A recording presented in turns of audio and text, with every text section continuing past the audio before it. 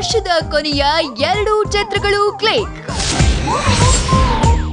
Workout ಆಯ್ತು ಕಿರಿಕ್ party.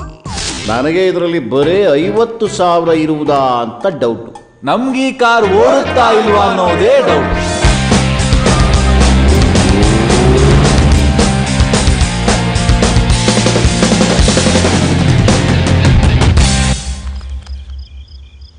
ನಿಜವಾಗ್ಲೂ ಬಿಡುವೇನೋ? Soda ಹಾಕು ಅಂತ ತಳ್ಳಿದ್ದು.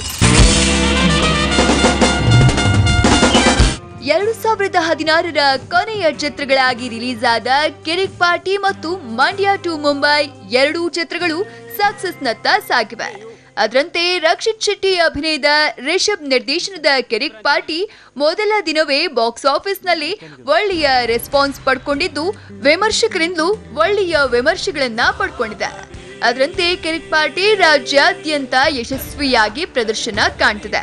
ಕರ್ಣ, ಸಾನ್ವಿ ನಮ್ಗಿಂತ 3 ವರ್ಷ ದೊಡ್ಡೋಳು, ವರ್ಕೌಟ್ ಆಗುತ್ತೆ ಅಂತ್ಯಾ?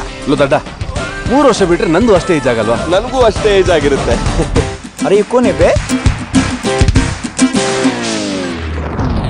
Shut up, you dirty foreign girl! Don't ever dare talk a single word about my country. What is wrong with my... Mandya to ಮುಂಬೈಗೆ ಸಿಕ್ಕಿದೆ ಬಾಂಬಾಟ್ ರೆಸ್ಪಾನ್ಸ್. ಮಂಡ್ಯ ಹುಡುಗರು ಭಯಾನಕ ರೆಬೆಲ್ಲು.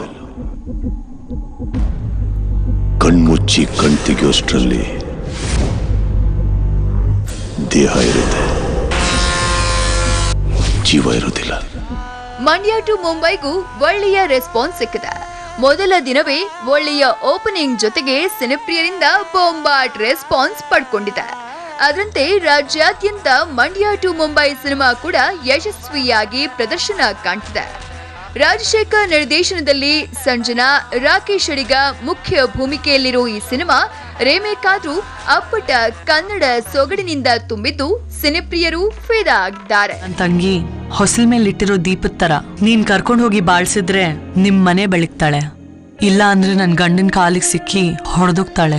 ಎವ್ರಿ ನೈಟ್ ಅಂಡ್ ಡೇ ನಿನಗಾಗೆ ಮಡಿಯುವೆ, ಮತ್ತೆ ಹುಟ್ಟುವೆ ಪ್ರೀತಿಯಲ್ಲಿ.